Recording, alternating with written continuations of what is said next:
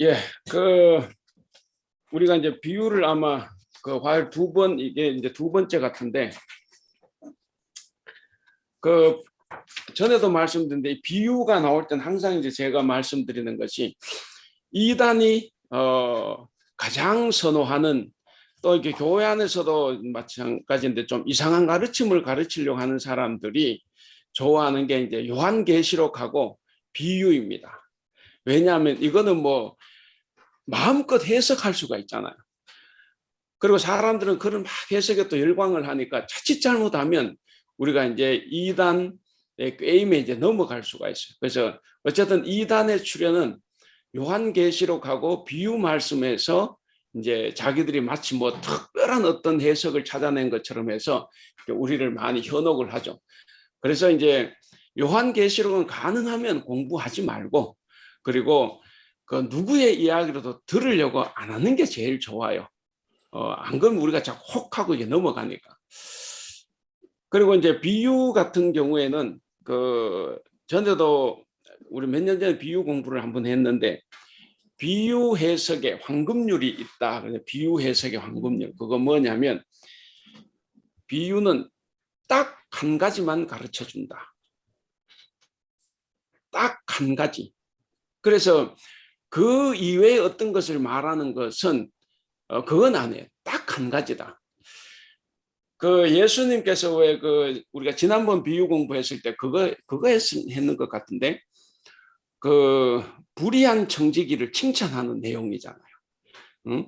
그 제자들 보고 이 불의한 청지기도 저렇게 지혜롭게 사는데, 계산하고 사는데 너희들은 도대체 종말이 온다고 하는데 뭘 계산하며 사느냐, 이렇게 하면서 불의한 청지기가 이렇게 주인의 이 장부를 가지고 그 빚진 사람들 지가 마음대로 이렇게 막 탕감해주고 막 그랬잖아요. 근데 예수님은 그거를 제자들에게 칭찬하시면서 너희들도 제발 좀 저렇게 종말을 대비해서 좀 살아라, 이렇게 이야기하죠. 근데 왜 예수님께서 그렇게 했을까 하는 거죠. 하필이면, 아니, 정말 정직하고 바르게 살면서 열심히 종말을 대비해서 사는 사람도 있잖아요. 그럼 그 사람들의 예를 들어서 해도 될 거를 왜 예수님이 그런 예를 드냐 하는 거죠. 왜 그렇습니까? 이제 충격요법이죠. 그냥 이렇게 잘 믿는 사람이 있어. 정말 하나님 잘 믿고 열심으로 종말을 대비해서 사는 사람이 있는데, 너희들도 그 사람처럼 그렇게 살아야 돼, 이렇게 이야기하면 긴장감이 떨어져요. 저 사람 당연히 그렇게 살지, 이제 이런 거죠. 근데 이제 예수님께서 이런 예를 들면 다들 좀 이상하잖아요. 왜 저런 사람을 예를 들지? 그러면서 그게 이제 머리에 쏙 박히는 거죠. 종말을 기다리는 사람은 저렇게 살아야 되겠구나, 이게 되는데, 그래서 이제 예수님의 비유에서 거기서도 딱 종말을 대비한 자는 열심히 살아야 된다, 이걸 가르치는데, 거기다 대놓고 예를 들면, 자, 불의한 청직이 주인의 돈을 가난한 이웃을 탕감해줘서, 그러니까 자기 돈은 아니지만 그래도 불쌍한 사람들을 도와줬기 때문에 그가 잘한 거야, 이렇게 이야기하면 안 되는 거예요. 예수님 칭찬, 그걸 칭찬한 게 아니고 제자들에게 이제 그러니까 불의한 청지기죠. 그 청지가 불의한 줄 예수님도 다 알죠. 그러니까 혹시나 이제 사람들은 그렇게 말할 수 있어요.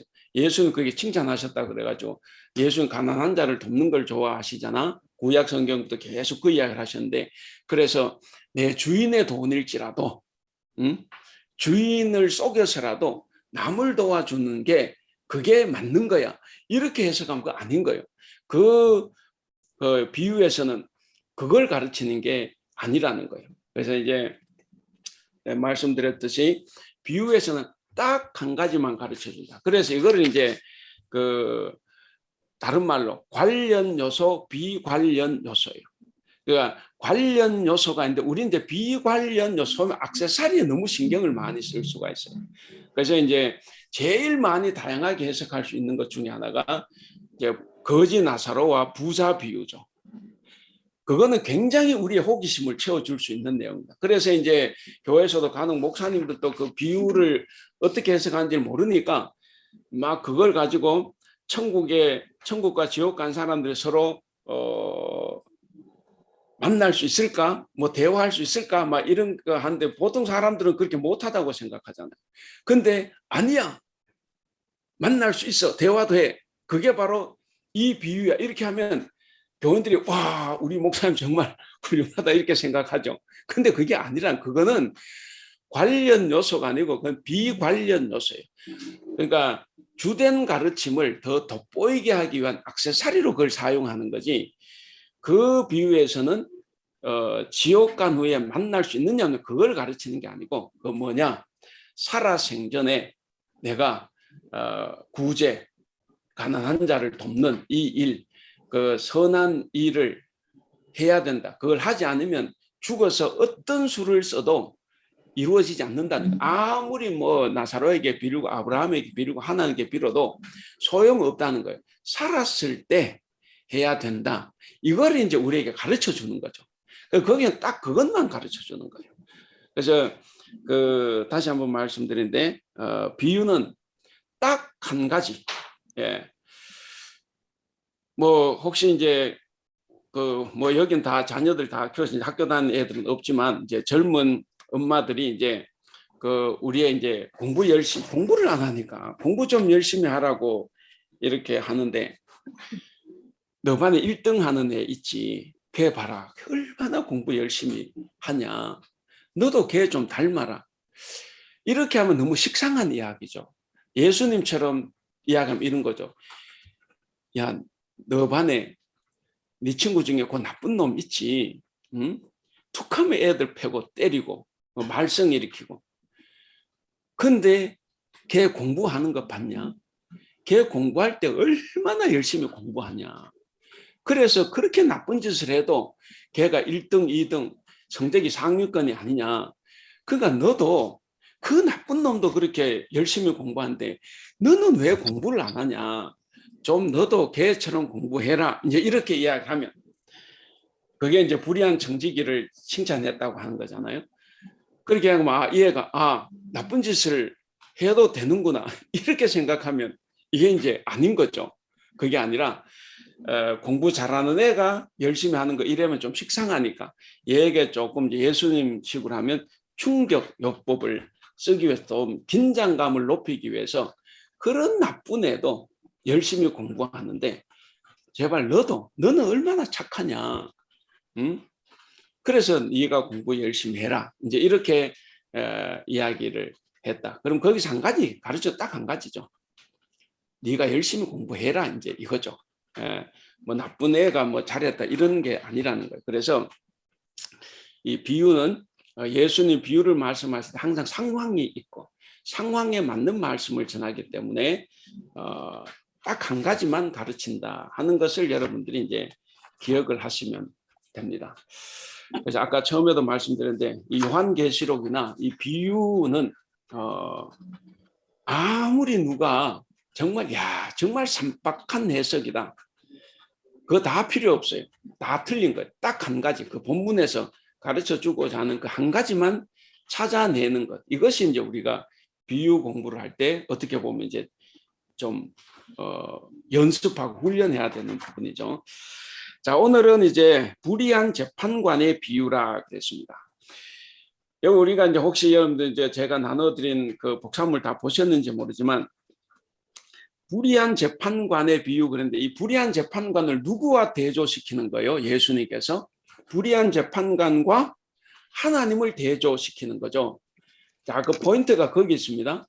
불의한 재판관과 하나님을 대조시키고 있다. 그래서 불의한 재판관이 이렇고 하나님은 거기에 반해서 이렇다. 이런 걸 설명을 하는 거죠. 우리 본문을 한번 읽어보겠습니다. 누가복음 18장 1절에서 8절입니다. 1절에서 4절까지 우리 박보미 권사님 읽어주시고 5절에서 8절 우리 하 권사님 읽어주세요. 예. 예, 예수께서 그들에게 항상 기도하고 낙심하지 말아야 할 것을 비유로 말씀하여 이르시되 어떤 도시에 하나님을 두려워하지 않고 사람을 무시하는 한 재판장이 있는데 그 도시에 한 과부가 있어 자주 그에게 가서 내 원수에 대한 나의 원한을 풀어주소서 하되 그가 얼마 동안 듣지 아니하다가 후에 속으로 생각하되 내가 하나님을 두려워하지 않고 사람을 무시하나 이 과부가 나를 번거롭게 하니 내가 그 원한을 풀어주리라. 그렇지 않으면 늘 와서 나를 괴롭게 하리라 하였느니라. 주께서 또 이르시되 불의한 재판장이 말한 것을 들으라. 하물며 하나님께서 그 밤낮 부르짖는 택하신 자들의 원한을 풀어주지 아니하시겠느냐. 그들에게 오래 참으시겠느냐. 내가 너희에게 이르노니 속히 그 원한을 풀어주시리라. 그러나 인자가 올 때에 세상에서 믿음을 보겠느냐 하시니라. 아까 말씀드렸는데 다시 한 번 더 말씀드릴게요. 여기 예수님께서 하나님을 불의한 재판관과 대조를 시키는 거예요. 그러니까 그 뭡니까? 하나님은 불의한 재판관 같지 않다는 거죠. 예. 그러니까 그럼 제가 한번 문제 낼게 여러분들이 이렇게 답을 한번 소개해 보십시오. 불의한 재판관에게는 이 과부가 계속 찾아가야 돼요. 그러면 하나님께는 계속 찾아가야 됩니까? 아니죠. 그래 되면 불의한 재판관 하나님께서. 그러니까 안 가도 되고 가도 한 번만 가도 되는 거예요. 그걸 잘 이제 대조를 하는 거니까 이제 잘 생각을 해 보셔야 됩니다. 그리고 그 불의한 재판관은 와서 계속 도와달라고 하니까 귀찮아서 이제 도와주죠. 재판을 하죠. 그럼 하나님은 어떻습니까? 하나님은 계속 안 가도 돼요. 한 번만, 한두 번만 해도 된다 하는 거예요. 그 불의한 재판관은 들어준 것도 괴로워서 들어주죠. 계속 찾아와서요. 밤에 잠도 못 자게 하고 하니까 그래서 괴로워서 들어주는 거예요. 우리 하나님도 혹시 여러분들이 막 끈질기게 기도해가지고 하나님이 괴로운 나머지 도와주시겠습니까? 아니면 한두 번만 찾아오고 한두 번만 기도해도 기쁨으로 들어주시겠습니까? 예, 이제 기쁨으로 들어주시죠. 막 계속 안 찾아가도 돼요. 막 밤낮 없이 막 두들기고 하면 하나님을 우리는 불의한 재판관쯤으로 생각을 하는 거다 하는 거죠. 이 불의한 재판관은 과부의 마음을 잘 알았겠습니까? 몰랐겠습니까? 잘 몰랐죠. 잘 몰랐기 때문에 들어주고 싶지 않은 거예요. 뭐 가난하고 뭐 들어줘봐야 돈도 안 되는 뭐 저런 여자 곧 뭐 들어주면 뭐 하겠습니까? 그래서 이제 안 들어준다. 근데 하나님은 사람의 마음, 자녀의 마음, 과부의 마음을 잘 알겠습니까? 모르겠습니까? 잘 아신다는 거죠. 그러니까 이제 그렇게 대조를 하는 거예요. 예, 대조. 그래서 우리가 이제 생각을 해봐야 됩니다. 우리가 그동안 이 본문을 보면서 하나님을 어떻게 생각했을까? 똑같이 끈질기게 기도해야만이 들어주시는 분. 이렇게 생각을 하게 되면 이게 하나님이 꼭 불의한 재판관 같잖아요. 그러니까 이제 우리가 이제 그 어떤 의문을 가지고 한번 이 본문을 봐야 됩니다. 분명한 것은 여기서 예수님 가르쳐 주시는 것이 뭐냐면 하나님은 불의한 재판관과는 다르다 하는 것을 완전히 다르다 하는 것을 가르쳐 줍니다. 그래서 여기 나오는 과부는 낙심이 크죠. 오랫동안 찾아가도 이놈의 재판관이 말을 들어주지 않으니까 그러니까 이제 낙심이 됩니다. 그런데 예수님은 뭐라고 하시느냐? 낙심하지 말아라. 이제 그렇게 이야기하죠. 낙심하지 말아라. 왜 그러냐?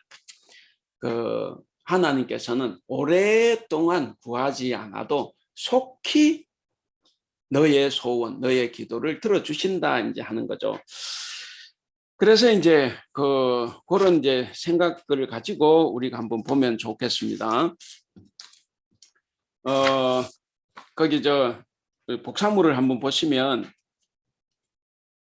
우리가 18장을 읽었는데 17장 앞부분을 보면 이게 이제 종말론적인 교훈이다 하는 것을 알 수가 있는데 띄어넣고 그다음 B번 보시면 불의한 재판관의 비유. 여기서 이제 누가가 예수님 말씀에 첨가한 것이 항상 기도하라 이 말씀을 첨가를 했는데 항상 기도하라 이 말은 같은 말을 계속하라는 말 아니죠.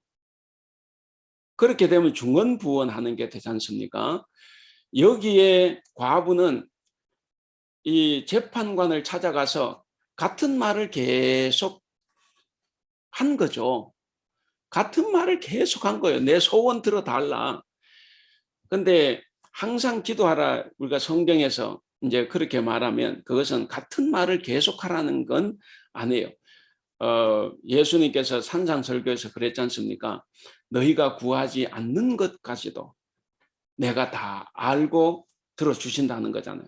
그래서 중언부언하지 말라. 그러니까 반복해서 막 끈질기게 그거를 막 진짜 한 가지를 가지고 들어줄 때까지 사실 우리 한국교회에서 그렇게 가르쳤죠. 기도는 언제까지? 들어주실 때까지. 예, 이렇게 우리가 배웠지 않습니까?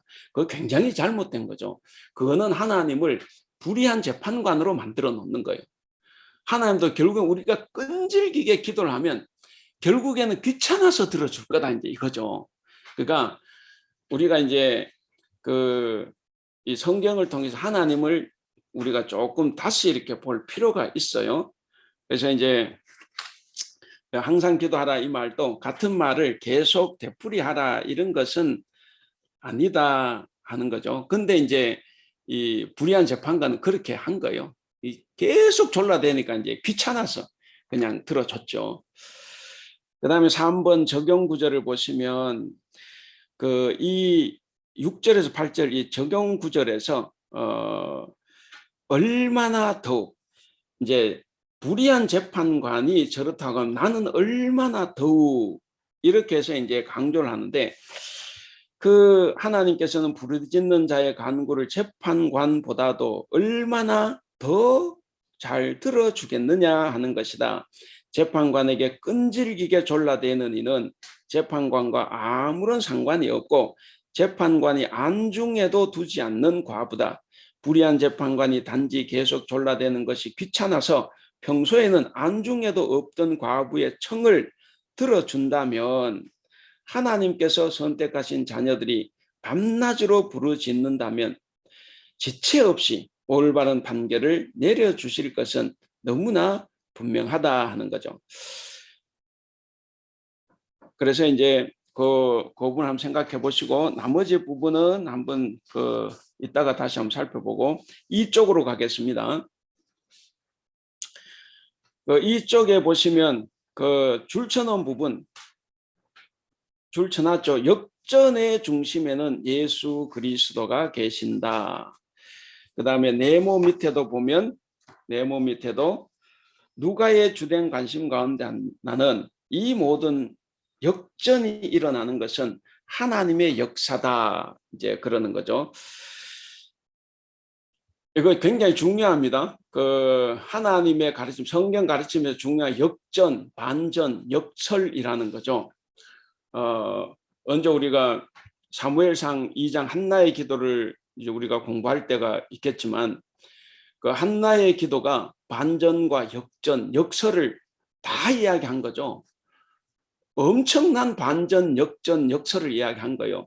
그게 뭐냐면 한나는 하나님의 마음을 꿰뚫고 있었습니다. 그래서 정말 적어도 3000년 전에 한나의 기도는 정말 엄청난 기도였어요. 그래서 이제 그것이 이제 누가복음으로 오면 신약 시대로 오면 이제 마리아 예수 어머니 마리아의 찬가와 더불어서 정말 보배와 같은 이 기도입니다. 사무엘상 2장의 한나의 기도를 보면 하나님은 역전의 명수죠. 우리가 잠시 사무엘상 2장을 한번 보시면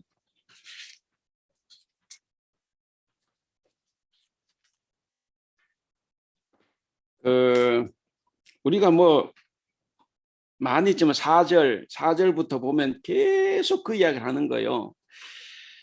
그 4절에도 제 옛날 성경입니다. 용사의 활은 꺾이고 넘어진 자는 힘으로 띠를 띠는도다. 이거 역전이죠. 역전입니다. 5절에도 유족하던 자들은 양식을 위해 품을 팔고 줄이던 자들은 다시 줄이지 않는다. 전에 잉태치 못하던 자는 7을 낳았고 많은 자녀를 둔 자는 쇠약하도다. 이건 아마 자기 이야기 같아요. 그 한나는 이제 아마 7자녀를 낳은 것 같아요. 그리고 그에게 괴로움을 줬던 분인나는 쇠약했다, 이제 이런 거죠. 그다음 6절 그거 보죠. 여호와는 죽이기도 하시고 살리기도 하시고 음부 수월에 내리기도 하시고 올리기도 하신다. 제가 전에 말씀드렸잖아요. 우리 기독교인들은 하나님은 지옥에 간 사람 절대로 천국에 못 데리고 간다. 하나님이 할 수 없는 일은 그거다. 하나님도 할 수 없는 일이 있는데 그건 뭐냐? 지옥에 간 사람 천국으로 못 데리고 간다고 하는데 정작 3,000년 전에 한나는 그걸 노래를 했어요. 스올, 음부, 지옥에 내리게도 하시고 거기서 올리기도 하시는 분이에요. 이게 제가 전에 우리 그 법교 공부할 때 했잖아요. 하나님의 자유. 하나님의 자유를 인간이 침해하면 안 돼요. 한나는 하나님의 자유를 전혀 침해하지 않았어요. 그래서 혹시 할까 하노라. 하나님이 하시고자만 하면 우리가 이긴다. 이런 거죠. 근데 우리는 하나님 우리를 이기게 하셔. 하나님 반드시 그렇게 하셔. 이게 이제 신앙이 좋은 것처럼 생각하는데 그 신앙이 좋은 게 아니고 하나님의 자유를 인간이 다 막아버리는 거예요. 그러니까 여기서 한나는 이제 그런 이야기를 하죠. 그 7절도 보시면 여호와는 가난하게 하시고 부하게도 하시고 낮추기도 하시고 높이기도 하시고 8절에 가난한 자를 진토 거름더미에서 일으키시기도 하시고 가난한 자를 진토 일으키기도 하시고 빈핀판 자를 거름더미에서 드사 귀족들과 함께 앉게 하시며 영광의 위를 차지하게 하시는 도다. 이렇게 이야기를 하죠. 그러니까 그 한나는 그 하나님의 그 자유, 주권, 거기에는 중요한 반전과 역전, 역설을 다 이야기한 거죠. 그래서 하나님의 가르침 중에 우리가 정말 눈여겨봐야 될 부분을 이런 겁니다. 그래서 항상 우리는 그 긴장하면서 살아야 돼요. 내가 지금 이렇게 잘 돼 간다고 해서 끝까지 잘 돼 간다, 그렇지 않을 수가 있어요. 그래서 우리가 이제 성경을 통해서 내가 많이 겸손해져야 되겠구나. 그리고 지금 저 사람이 나보다 못하다고 해서 멸시하고 뭔가 좀 무시하고 뭐 이렇게 하다가는 결국 내가 다음에 하나님께 당할 수가 있어요. 그러니까 이제 그런 것을 생각하면 우리가 좀 더 긴장감 있게 하나님의 말씀을 잘 듣고 우리가 높아졌을 때는 넘어질까 항상 조심해야 되고 낮아졌을 때는 이게 하나님의 은혜다. 그래서 내가 더 겸손하게 하나님 앞에 더 가까이 가야 되겠구나 하고 이제 하는 것이 이제 중요한 거죠. 자, 그래서 이제 그 네모 밑에 보시면 우리 김경희 권사님 네모 밑에 누가의 주된 관심 그거 한번 읽어 주실래요? 누가의 주된 관심 가운데 하나는 이 모든 역전이 일어나는 것은 하나님이 역사의 배후에 세상의 주관자와 심판자로 계시기 때문임을 나타내고자 한다. 누가는 세상의 판단이 아닌 하나님의 판단과 기준이 우리가 고려해야 할 최고의 가치임을 제시하고 있다. 사람들은 보이는 대상들 앞에 선다. 그것은 관원들일 수도 있고 성전일 수도 있다. 그러나 우리는 보이지 않는 대상을 항상 기억해야 한다. 관원들 너머에는 그들을 세우시고 책임을 물으시는 하나님이 계시며 성전의 벽 너머에는 사람들의 신부를 꿰뚫어 보시는 하나님이 계신다. 하나님의 기도는 더 이상 세상에 힘 있는 자들이 아니라 바로 하나님이 듣고 계신다. 거짓 판단자로 행세하는 사람들은 이 하나님 앞에 아무것도 아닌 자들로 드러나고 만다. 그러나 아무것도 아닌 자들로 판단받고 있던 이들은 하나님의 받아주심 속에서 하나님 나라의 새 주역들로 거듭나고 있다. 이런 역전은 예수 그리스도 안에서 가장 크게 이루어진다. 예, 그 위에 이제 그 네모 안에 보면 18장의 그 내용이잖아요. 이게 다 역전을 이야기하는 거라는 거예요. 오늘 우리 이 본문 말씀 불의한 재판관의 비유를 비롯해서 전부 다 역전을 이야기하는 건데, 그래서 이 역전이 일어나는 것은 바로 하나님이 심판자이고 주관자이시기 때문에 그렇다는 거예요. 그래서 그 두 번째 단락에도 보면 우리는 항상 보이는 대상이 중요하지 않습니까? 그건 어쩔 수가 없어요. 우리가 이제 이 땅을 딛고 사는 사람이기 때문에. 그래서 당장 내 눈앞에 있는 사람이 무서우면 내가 무서운 거죠. 이제 그런 경우가 있는데, 근데 그렇기 때문에 자꾸 성경 이야기하는 거예요. 보이지 않는 대상을 항상 생각하라는 거죠.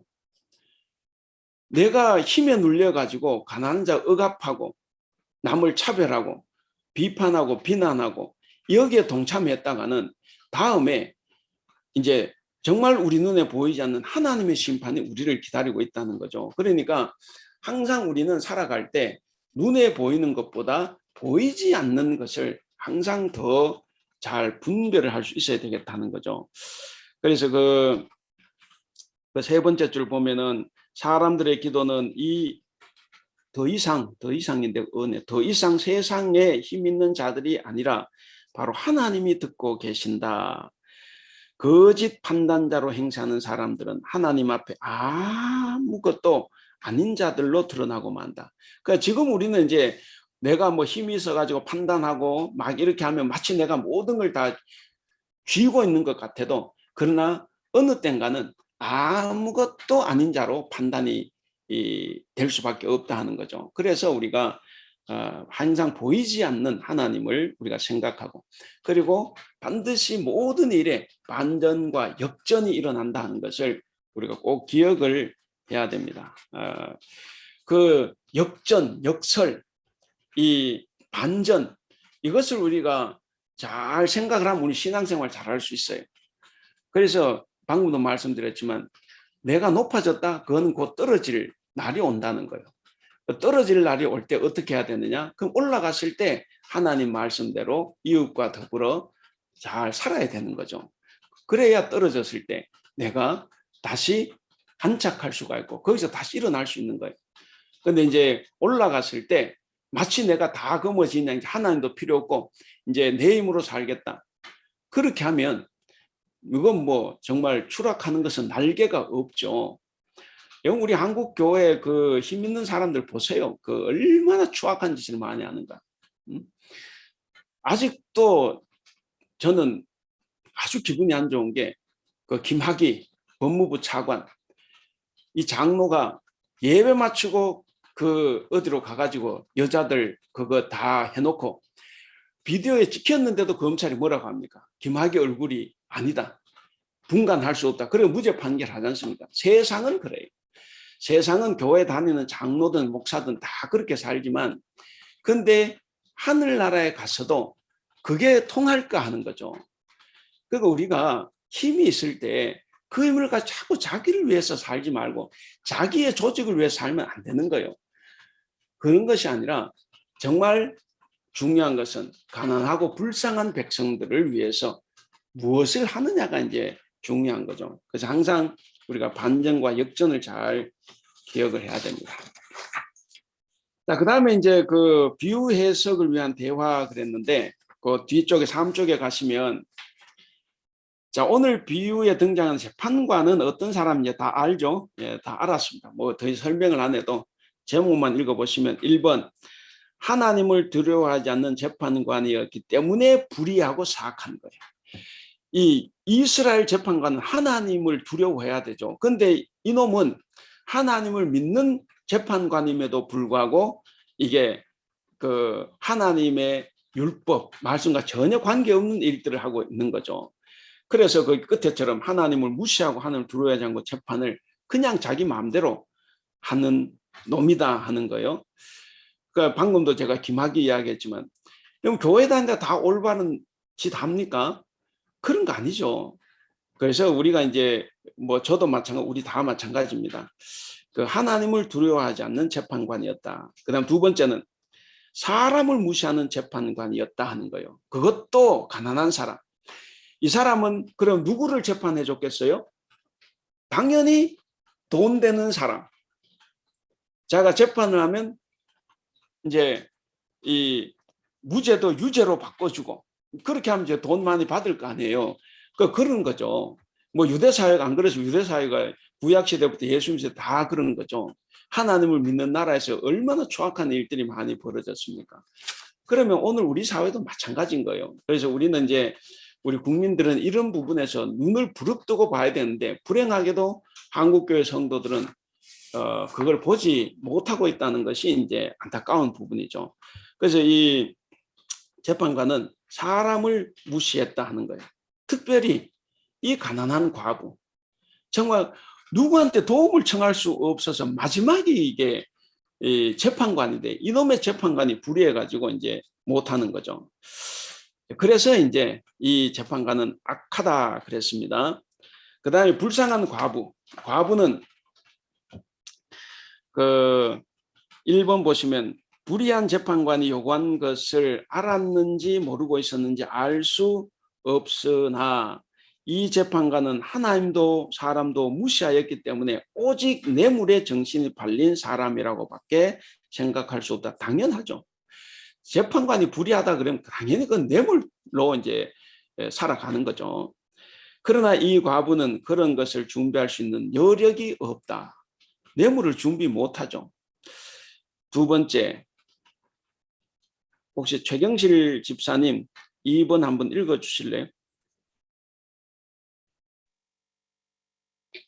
자주 가서 내 원수에 대한 나의 원한을 풀어주소서라며 간청했다. 불의한 재판관은 처음부터 들어줄 생각이 전혀 없는 사람이었다. 그러나 이 과부가 자주 와서 간청함으로 귀찮고 번거로우니 들어주기로 한 것이다. 얼마나 자주였느냐 하면 번거로운 만큼 나를 괴롭게 하리라 할 만큼 자주였다. 이 여인은 그 권세가인 재판관 앞에서 달리할 수 있는 방법이 없었다. 예, 얼마나 자주 찾아갔겠습니까? 그러니까 이게 재판관이 안 들어줄 수가 없어서 정말 지가 잠자기 위해서라도 이게 들어줘야 되는 거죠. 그래서 이제 들어준 거예요. 자, 하나님. 그럼 우리 하나님은 어떤 분이냐 하는 거죠. 하나님, 우리 박 권사님 그 하나님 한번 읽어주실래요? 불의한 재판관은 비교할 수 없는 자비가 풍성하시고 사랑이 풍성하신 하나님이시다. 그러므로 하물며 그 좋으신 하나님께서 그 택하신 백성의 밤낮 부르짖는 기도를 들으시고 원한을 풀어주시지 않겠느냐.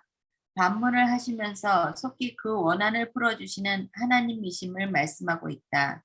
주님은 이 비유를 통해서 어떤 경우라도 기도를 쉬지 않기를 말씀하신 것이다. 그리고 기도하기를 권면하고 있는 것이다.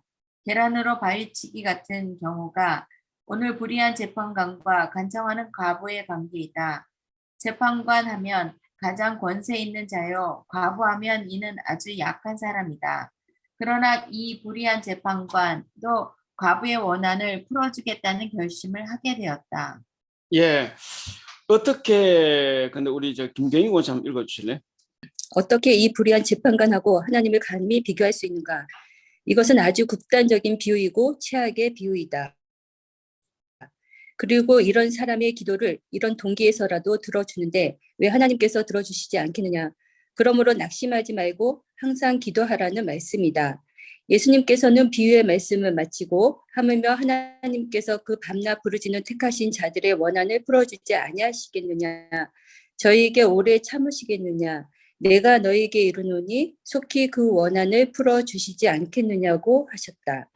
결론적으로 말하면 이렇게 불의한 재판관도 끈질기게 간청을 하니 들어주었다고 하면 구하면 주신다고 약속하시고 또한 주시기를 즐겨하시는 하나님 아버지께서 왜 기도하는데 들어주시지 않겠느냐는 것이다.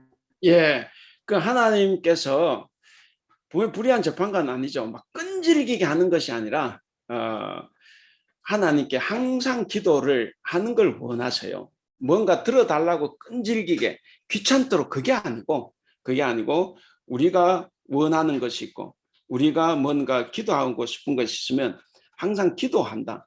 이제 좀 지나가면서 우리가 한번 풀어보도록 하겠습니다. 그래서 불의한 재판관은 막 끈질게 기도해야 들어주지만 하나님은 들어주시기를 좋아하시고 그리고 자녀의 마음을 잘 아시기 때문에 그렇게 하지 않아 들어주는 거예요. 그래서 우리는 그런 마음으로 기도하는 것이 아니라 우리가 항상 우리가 나를 위해서 혹은 남을 위해서 우리의 이웃을 위해서 같은 성도를 위해서 그렇게 기도해 주는 삶을 살아가라는 거죠. 그래서 그 하나를 놓고 이 과부처럼 그렇게 하는 것이 아니라 항상 기도하는 것, 뭐 이해하리라 생각을 합니다. 그렇게 했고, 그래서 그 결론적으로 말하면, 근데 그렇잖아요. 결론적으로 말하면 이렇게 불의한 재판관도 끈질기게 간청하는데 들어줬다고 하면 하나님께서는 그렇게 끈질기게 안 해도 다 알고 계시는 분이에요. 그래서 들어주시니까 감사함으로 기도해라 하는 이제 그런 말씀을 하고 있습니다. 자, 비유의 해석을 보면 뭐 우리가 다 했기 때문에 살짝 한번 넘어가겠습니다. 비유의 주제 한번 읽어보시고 그 다음에 2번 재판장과 과부.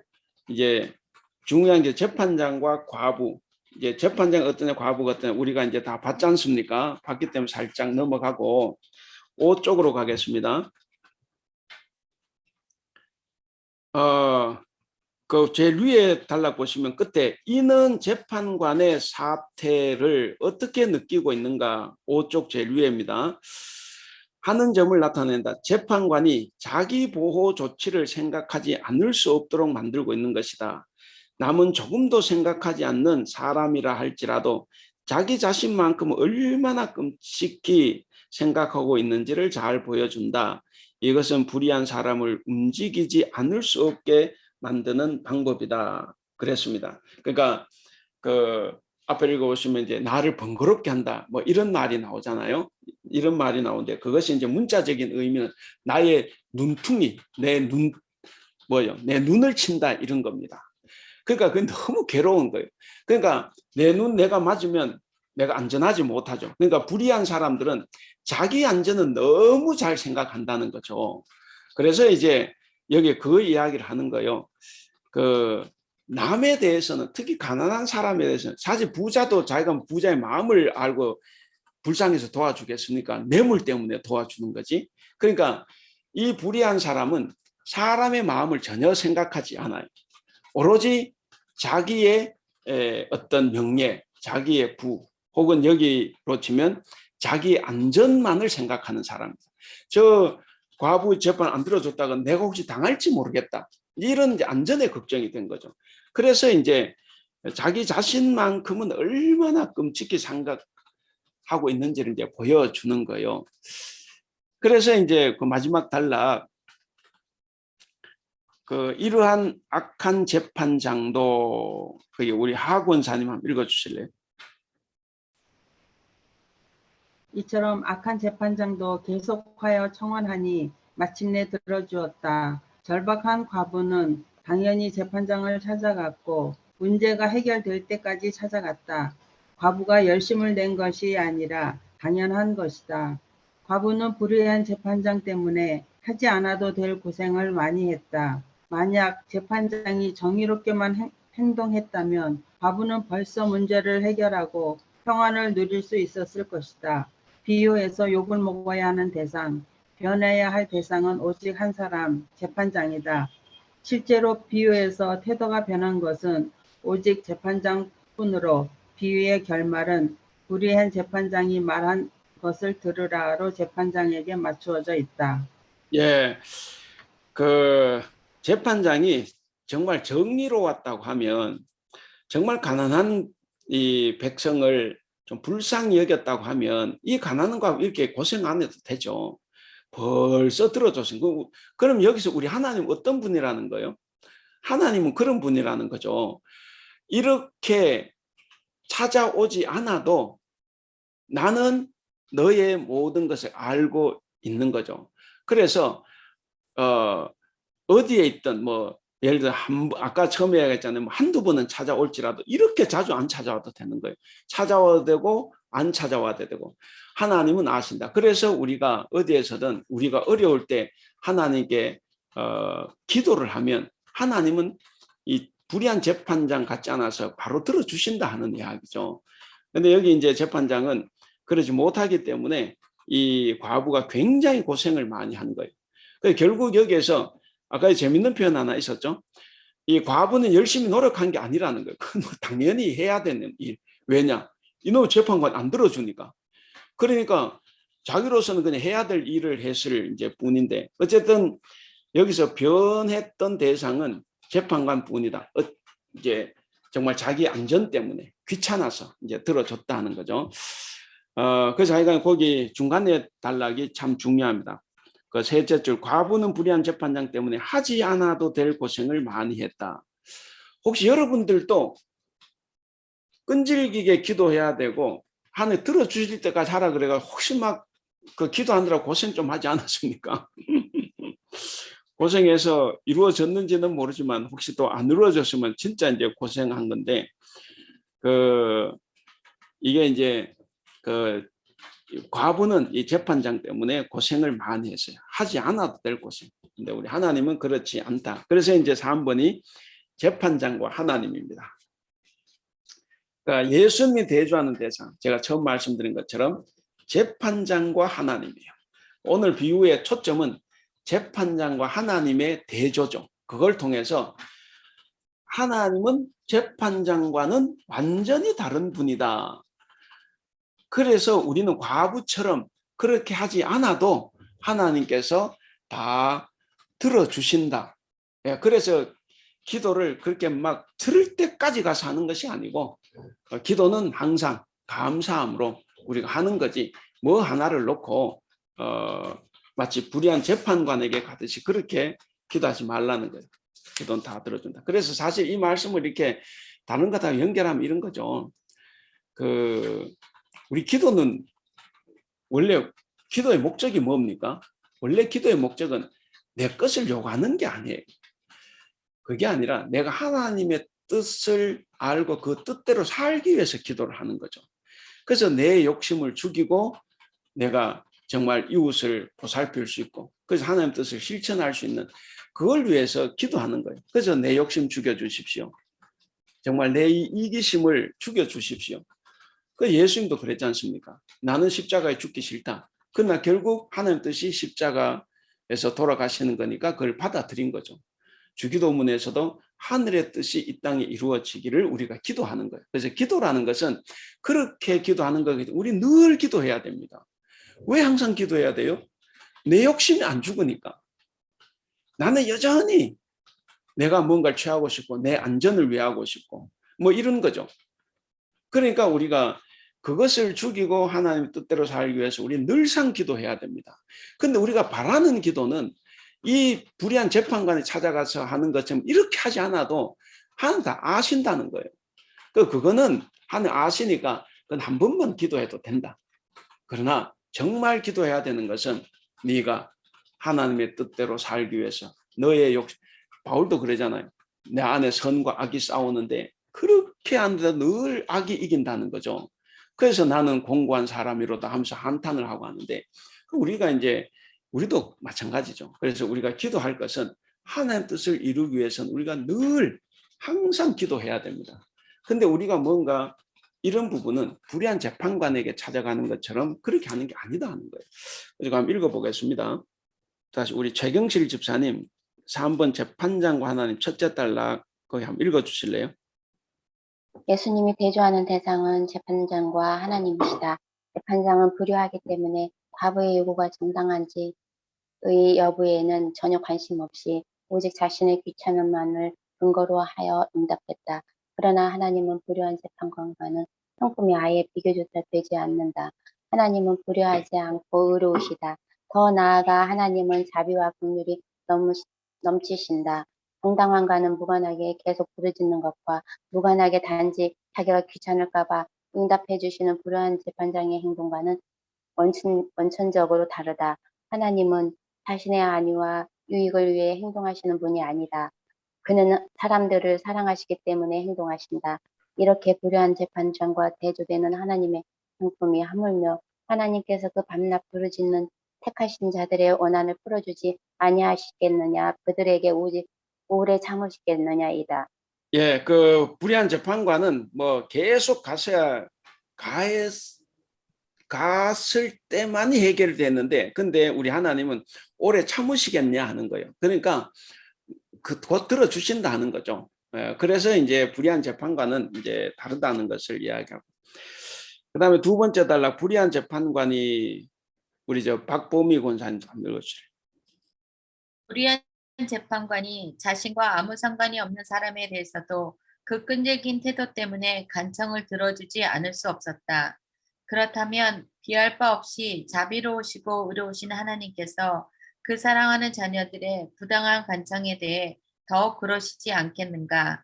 만약 이 비유의 핵심이 들어주실 때까지 끝까지 낙심하지 말고 기도할 것이면 하나님은 불의한 재판장과 다를 바가 없다. 하나님도 불의한 재판장과 같은 부류라면 인간이 의지할 것은 오직 하나, 끈질기게 매달리는 것뿐이다. 모든 것이 인간의 수고와 끈기에 의해 결정된다면 하나님의 공의, 하나님의 뜻, 하나님의 성품은 계시되어야 할 이유가 없고 백성들이 하나님을 배우고 알아야 하는 필요가 없다. 예, 그 인간의 수고와 끈기에 의해서 결정이 된다고 하면, 그럼 하나님은 뭐 그걸 사랑의 하나님이라고 할 수도 없고, 불의한 재판관이 사랑의 재판관은 아니잖아요. 그러니까 그것이 뭐 공의도 아니고 정의도 아니고, 그러니까 하나님의 성품 뭐 이런 것이 뭐 전혀 우리하고 관계가 없어지는 거죠. 그래서 하나님은 그런 분이 아니다는 것을 지금 이야기를 하죠. 이거 반대되는 분이니까. 예, 그래서 하나님은 불의한 재판장과는 다르다. 그 다음에 그러나 하나님은 그런데 우리 하호경 권사님 한번 읽어주실래요? 그러나 하나님은 불의한 재판장과는 다른 분이다. 택하신 자들의 원한을 풀어주는 정도가 아니라 오래 참지도 아니하시고 속히 그 원한을 풀어주시리라 하이다. 과부가 자주 번거롭게 호소했던 것은 재판장이 불의했기 때문이었다. 하나님이 재판장이시라면 과부는 자주 번거롭게 호소할 이유가 없다. 더 나아가 행여라도 자신의 호소가 응답받지 못할 수도 있을 것이라는 불안한 마음에 낙심할 이유도 없다. 예. 자, 그러니까 불의한 재판장과 하나님은 확실히 다르다 하는 거죠. 예. 그래서 이제 이 비유에서는 재판장과 하나님에 대한 비유기 대조이기 때문에 그걸 잘 생각하시면서 왜 대조시켰느냐? 하나님은 그와는 다르다. 그러면은 그의 행동과 다른 하나님 행동을 우리가 이제 알아야 되죠. 근데 이제 우리가 이제 그걸 잘 캐치를 못하고 그 불의한 재판관의 과부가 했듯이 우리도 꼭 같이 그렇게 기도해야 된다 이래버리면 이게 이제 하나님이 이제 웃기는 하나님이 되는 거예요. 그래서 그런 것이 아니다 하는 것을 우리가 이제 잘 기억을 해야 됩니다. 그래서 뒤쪽 이제 6쪽으로 가시면 이제 낙심하지 말아라 이제 그렇게 됐는데, 사람들은 왜 낙심을 합니까? 낙심하는 이유는 안 들어주니까 이제 낙심을 하지 않습니까? 그 사람들이 낙심하는 이유는 그게 박보미 권사님. 낙심하지 말 것. 사람들이 낙심하는 이유는 상대방에 대한 신뢰가 없기 때문이다. 물론 원천은 상대방이 불의하기 때문이다. 상대방이 공의롭게 행동한다면 비록 개인적으로 상대방을 알지 못해도 공정하게 일 처리가 될 것이므로 염려하거나 낙심하지 않는다. 죄인들은 상대방이 공정할 것을 기대하지 않는다. 본인도 공정하지 않기 때문이다. 그러므로 상대방에게 공정한 행동을 기대하지 않으며 본인도 공정하게 행동하지 않는다. 단지 자신의 필요가 없을 시 목적이 달성될 때까지 무조건 매달린다. 상대방이나 자신이 불의한지의 여부에는 관심이 없고 단지 목적이 이루어지는 수단과 방법에만 집중한다. 이러한 방식으로는 삶의 문제가 해결되지 않는다. 예, 사람들이 낙심하는 이유, 상대방에 대한 신뢰가 없기 때문에, 예, 그래서 이제 낙심을 하는 거죠. 그러니까 이 과부도 그래서 이제 불의한 재판관을 보면 낙심이 되고, 그러니까 어쨌든 끈질기게 매달려야 되는 거죠. 어차피 저놈은 뭐 정의롭지도 않고 뭐 사랑의 마음도 품고 있지도 않고 그러기 때문에 무조건 매달려야 되는 거죠. 근데 그렇게 해서 과연 우리의 삶이 다 모든 게 해결될까 하는 거예요. 그게 한두 번 들어준다고 해도 그런 불의한 재판관 밑에서 백성들이 어떻게 그걸 삶을 영위할 수가 있겠습니까? 그건 하나의 방편일 뿐인데, 자, 그 두 번째 단락, 예수님은 비유를 통해 그랬습니다. 우리 그 김경희 권사님 한번 읽어주실래요? 예수님은 비유를 통해 우선 불의한 재판장관은 본질적으로 다른 하나님을 소개한다. 택하신 자들의 원한을 속히 풀어주시는 분이다. 이런 하나님을 알면 낙심할 사람이 없다. 혹시 하나님일지라도 밤낮 부르짖는 택하신 자들의 원한이라 하셨으니 여하튼 부르짖어야 한다고 주장한다면 여전히 하나님의 성품에 무지한 태도이다. 하나님은 단지 부르짖어야 응답하신 정도가 아니라 먼저 인간의 상황을 살피시며 친히 섭리하시며 주관하신다. 기다리시는 분이 아니라 먼저 행하시는 분, 은혜로 행하시는 분이다. 비유는 기도와 관계되어 있고 권고는 항상 기도하고 낙심하지 말아야 할 것이지만 비유가 강조하는 핵심은 하나님을 바로 알아야 한다는 것이다. 바리새인들의 모든 질문, 그들의 관심은 공통적으로 하나님에 대한 무지를 전제로 하고 있다. 자신들의 행동에만 집중할 뿐 하나님을 모른다. 예, 그러니까 이 비유의 진짜 초점이 뭐냐? 하나님을 바로 알아라 하는 거랍니다. 하나님 바로 알기. 그러니까 하나님을 바로 알지 못하는 사람들에게 하나님은 어떤 분이냐라는 걸 가르쳐 주는데, 거기에서 이제 기도를 이제 가르쳐 주시죠. 거기 보면 이제 그 중간에 그 줄쳐놓은 부분, 하나님의 성품이 무지한 태도이다. 다음, 하나님은 단지 부르짖어야 응답하시는 정도가 아니라 먼저 인간의 상황을 살피신다. 우리가 성경을 다 그렇죠. 아담과 하와가 죄를 범했을 때 숨었지만 하나님이 찾아오셨어요. 가인이 아벨을 살해하고 도망갔을 때도 하나님이 찾아오셨습니다. 그리고 그 노아 홍수 때도 하나님이 노아를 찾아오셨어요. 그리고 노아 홍수 이후에 바벨탑 사건 이후에 새로운 세상을 만들기 위해서 하나님께서 아브라함을 찾아오셨어요. 그러니까 항상 하나님이 먼저 찾아오십니다. 그러니까 하나님이 우리를 잘 아시기 때문에 우리를 찾아오시지, 우리가 막, 그래서 우리가 혹시 여러분들 교회 와서 기도하실 때, 공중예배 기도할 때 이렇게 기도하시는 분 있어요. 하나님, 오늘 이 자리에 임재해 주시옵소서. 사실 그 기도 조금 잘못된 기도죠. 왜냐? 하나님 이미 임재해가 계셔요. 우리가 불러야 오는 건 아니에요. 그러나 이제 우리가 예배 그 기도 말고 예배 형식상 우리가 이제 부르는 기도가 있긴 있어요. 근데 우리가 이제 개인적으로 우리가 그래도 알고 넘어가야 되는 것은, 마치 우리가 이 예배 자리에 불러야만이 오는 분, 그게 아니라는 거예요. 언제나 우리와 함께 하시는 분이기 때문에 그것을 보고 믿을 수 있는, 이제 그게 더 중요한 거죠. 자, 그래서 거기도 기다리시는 분이 아니라 먼저 행하시는 분, 은혜로 행하시는 분이다 그랬습니다. 그래서 이 비유는 분명히 기도와 관계되어 있어요. 그래서 권고는 뭐냐면 항상 기도하고 낙심하지 마. 아까 이야기했습니다. 항상 기도하라, 이 말이 같은 말을 되풀이하라는 게 아니에요. 같은 말을 되풀이하라는 건 아니다. 우리가 그것을 기억하고, 그래서 여기에 핵심은 하나님 바로 알기. 그래서 하나님은 불의한 재판관과는 다르다. 그래서 하나님이 먼저 우리의 상황을 아시고, 우리가 기도하시면 불의한 재판관한테처럼 뭐 우리가 참고 기다려 끈질겨야 되는 것이 아니라 하나님은 속히 들어주시는 분이다 하는 것을 이제 우리에게 말합니다. 자, 그래서 이제 마지막 메시지입니다. 그 메시지를 보면 이제 첫 번째, 우리가 하나님을 오해하게 한다 그랬잖아요. 하나님 오해하게 한다. 그 7쪽에 제가 예를 들었습니다. 7쪽에 보시면 그 두 번째 단락, 어떤 아버지와 아들이 있어요. 아버지와 아들인데 아버지는 아들을 사랑을 합니다. 그래서 아들이 원하는 것은 뭐 한두 가지는 빼고, 그 한두 가지는 아마 애가 애한테 들어주지 하면 안 되는 거겠죠. 다 들어주는 정말 사랑이 넘치는 아버지예요. 근데 아들이 어느 날 친구와 이런저런 대화를 나누는데 그 친구가 이야기를 합니다. 우리 아빠는 내가 원하는 것을 다 해주시지 않아. 몇 가지만 들어주셔. 이제 이 아들이 말했습니다. 우리 아빠는 내가 때를 쓰면 모든 것을 다 들어준단다. 너도 한번 때를 써봐. 이렇게 이제 친구가 이야기를 했습니다. 그랬더니 이 아이가 저녁에 아버지한테 말합니다. 나 뭐 사줘.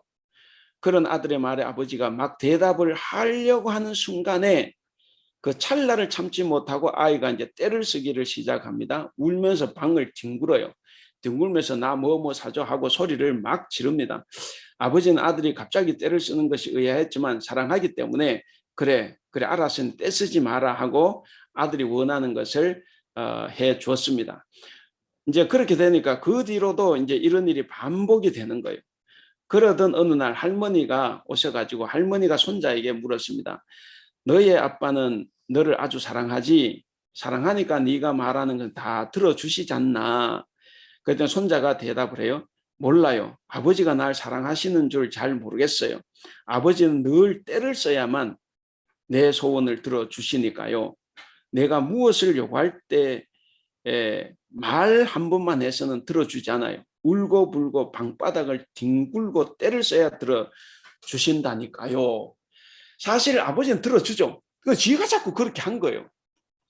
아버지는 들어줄 이거 때 안 써도 다 되는데 이 아들이 들어준다 말하기 전에 막 때를 쓰기 시작하는 거죠. 그래서 이제 이 아들이 결국 아버지를 오해를 하는 거죠. 그 밑에 글을 보면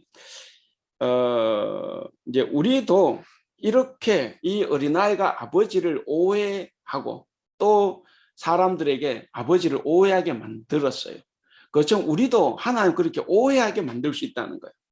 하나님은 우리를 사랑을 다 들어주시는데 괜히 자기가 막 기도해놓고 하나님 이렇게 기도하면 들어주시는 분이야 하고 해서 하나님 오해하게 만든다는 거죠.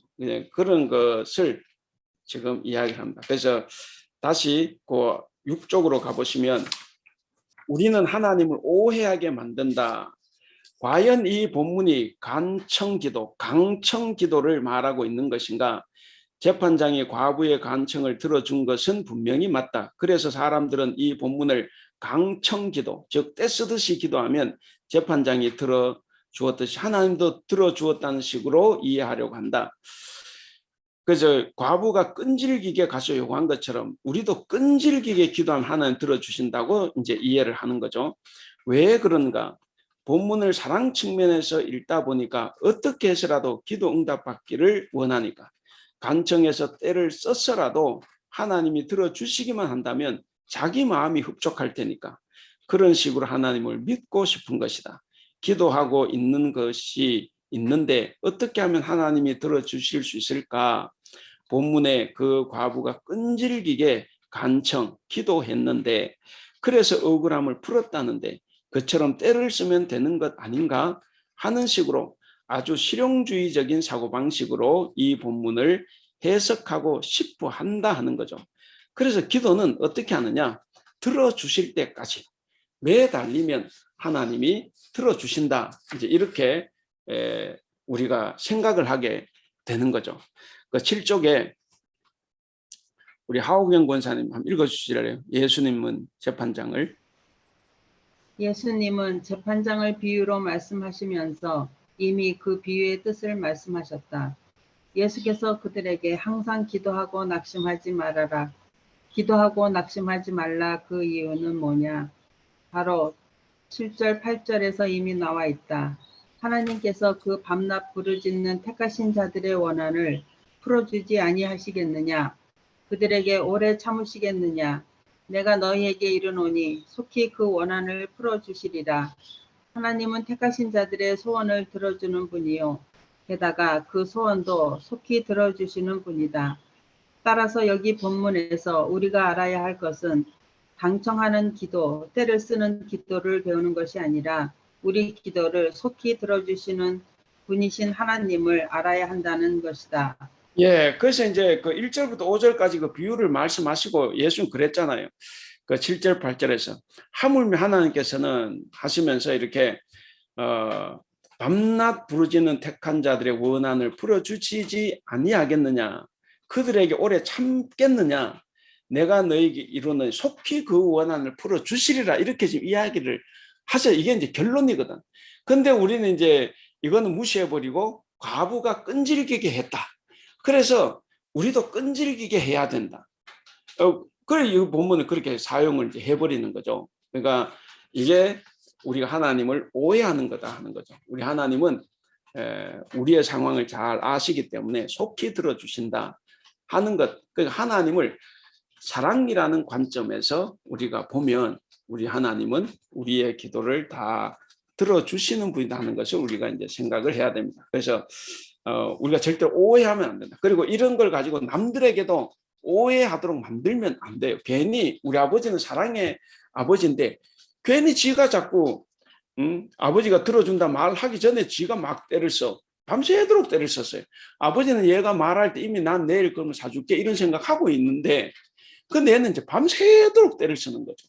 밤새도록 때를 쓰는데, 그래서 밖에 나가서 우리 아버지는 내가 때를 써야만이 들어주시는 분이야, 이제 이렇게 이야기하면 이제 아버지를 잘못 오해하게 만드는 거죠.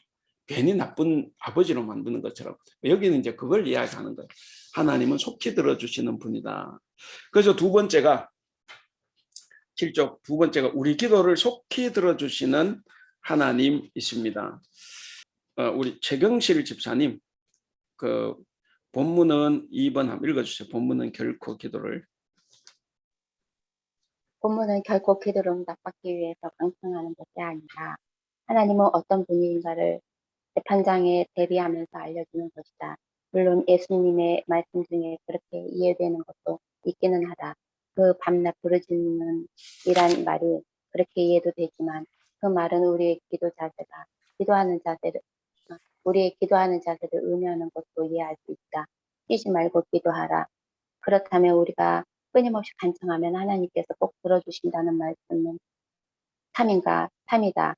그러나 전제 조건이 있다. 예, 하나님의 예, 거기에 이제 하나님 어떤 분인가를 재판장에 대조하면서 우리에게 이제 알려주고 있는데, 그 쉬지 말고 기도하라. 우리가 이제 유명하죠. 데살로니가 전서 5장 17절. 그렇다면 우리가 끊임없이 간청하면 하나님께서 꼭 들어주신다는 말씀은 참인가? 또 참이겠죠, 당연히. 뭐 한 번 해도 들어주시는데 끊임없이 한다고 안 들어주겠습니까? 아까 그 예화에서 아버지도 들어줬거든. 그러니까 한 번 해도 될 거를 걔는 때를 썼는데, 그러니까 때를 써서 들어준 건 아니지만 어쨌든 뭐 들어주신 거죠. 그래서 이제 전제 조건이 있다 그랬는데, 그 1번 보시면 하나님의 뜻을 따르는 삶이 전제된다 그랬습니다. 그 무엇이든지 구하는 바를 그에게서 받나니 이는 우리가 그의 계명을 지키고 그 앞에서 기뻐하시는 것을 행함이라 그랬습니다. 그러니까 때를 쓰든 뭐 때를 안 쓰든 관계없이 우리가 기도를 이루려고 하면 먼저 전제되는 것이 있는데, 그게 뭐냐면 바로 하나님의 뜻대로 사는 거죠. 나는 하나님의 말씀대로 살지도 않으면서 하나님만 나보고 이루어 달라 하면 그게 이제 말이 안 되죠. 그래서 그 구하는 바를 받긴 하지만 근데 그 이전에 하나님의 말씀을 지키고 그리고 하나님께서 기뻐하시는 그 계명 삶을 우리가 따라 살아야 된다 하는 것이 이제 전제가 된다는 것이고, 그다음 두 번째 전제는 하나님의 뜻과 하나님의 나라에 맞는 것을 청해야 한다 그랬습니다. 그 아까 예화에서도 아버지가 한두 가지만 빼고 들어준다 그러는데 그 한두 가지는 이 애에게 맞는 게 아닌 거죠. 뭐 우리가 늘 그런 예를 잘 들지만 초등학교 1학년 애가 나 1억 좀 주세요 이런다고 아버지가 1억 줄 수 없죠. 그건 들어줄 수 없는 내용이니까. 그러니까 하나님 나라에 맞는 것을 청해야 되는데, 우리 같이 한번 읽어볼까요? 요한일서 5장 14절 말씀 시작. 우리가 하나님에 대하여 가지는 담대함은 이것이니 곧 무엇이든지 우리가 하나님의 뜻을 따라 구하면 하나님은 우리의 청을 들어주신다는 것이다. 예, 그 우리가 아는 것이 그거죠. 하나님 뜻을 따라 구할 때 들어주신다. 그 다음에 누가복음 12장 31절 같이 읽어보겠습니다. 다만 너희는 그의 나라를 구하라. 그리하면 이런 것들을 너희에게 더하시리라. 너희는 그의 나라와, 이제 마태복음에서는 그의 나라와 그의 의를 구하라. 그리하면 이 모든 것을 너희에게 더해 주신다. 이제 이런 거잖아요. 그래서 이제 그것도 우리가 이제 그런 말을 많이 해요. 우리도 이제 사실 그런 말 할 수 있지 않습니까? 먼저 그의 나라와 그의 의를 구하라 이렇게 해야 그럼 한 들어주신다. 근데 문제는 뭐냐면 그 하나님의 나라와 하나님의 의가 뭔지를 모른다는 거예요. 여러분들도 이렇게 그런 말씀을 들었을 수도 있고 누군가 말했을 수도 있어요. 먼저 하나님의 나라를 구하고 하나님의 의를 구해야 된다. 그렇게 했는데 정작 그게 뭐냐 물어보면 아무도 대답 못해요. 뭐 장황하게 이제 또 설명을 하는데 그게 뭐겠습니까? 그게 뭐냐? 그 단락에 들어가 보면 그 마태복음 5장, 7장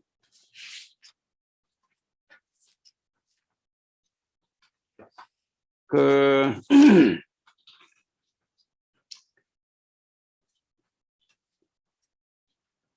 마태복음 6장 그 무슨 말씀이죠? 그의 나라 그의 의를 구하라. 예, 6장 33절에 보면 이제 그 나오죠. 너희는 먼저 그의 나라와 그의 의를 구하라. 그리하면 이 모든 것을 너희에게 더하시리라. 근데 여러분 성경에 요 단락이 어디서부터 시작되는지 아세요? 이 단락이 어디에서부터 시작이 되었습니까? 19절입니까? 단락 그 앞에 동그라미로 표시되어 있죠.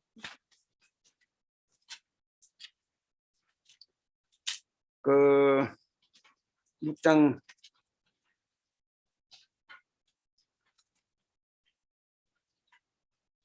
그 19절에 동그라미가 돼 있어 가지고 그게 이제 6장 34절까지 가죠. 그렇게 돼 있죠. 그러니까 그 제가 늘 말씀드린 제가 국어 공부하듯이 이제 성경 공부를 해야 되는데 그러면 여기서 그의 나라와 그의 하나님 나라의 의가 뭐냐? 결국에는 구제예요. 자선 사업입니다. 자선 행위. 그것이 하나님 나라와 하나님의 의예요. 그 이제 궁금하시면 그 단락을 19절에서 한번 보시기를 바랍니다. 근데 이게 이제 그 누가복음으로 가면 이제 구체적으로 나와요. 우리가 누가복음 12장 읽었죠? 누가복음 12장 33절을 한번 볼까요? 누가복음 12장 33절.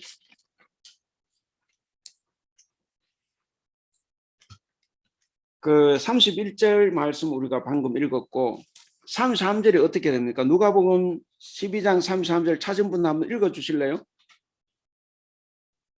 너희 소유를 팔아 구제하여 낡아지지 아니하는 배낭을 만들라. 곧 하늘에 둔 바 다함이 없는 보물이니 거기는 도둑도 가까이 하는 일이 없고 좀 더 먹는 일이 없느니라. 34절 보면 너희 보물 있는 곳에 마음이 있다. 방금 그 마태복음의 그 본문하고 같은 본문이 있지 않습니까? 그러니까 이제 마태복음에서는 그런 표시가 없지만 누가복음에서는 분명히 이야기하죠. 너희 소유를 팔아 가난한 자를 구제하라 하는 거죠. 그러니까 그 구제가 하나님의 나라와 하나님의 의입니다. 그래서 이제 율법에서 하나님의 의는 뭐냐면 가난한 자를 돕는 거예요.